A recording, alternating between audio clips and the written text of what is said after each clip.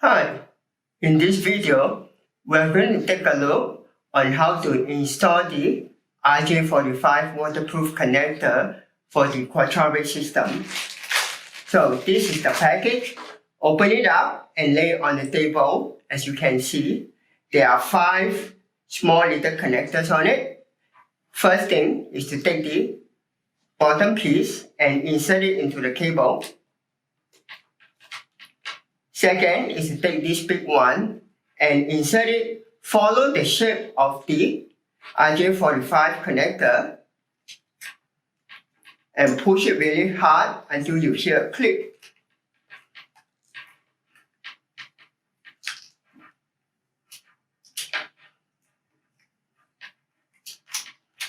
The next one is to insert this small little washer. Followed by this rubberized washer. And lastly, the clip-on. Once that is done, you just need to move up the bottom pieces and screw it halfway. And this is how you install a RJ45 waterproof connector for the Quadratic system.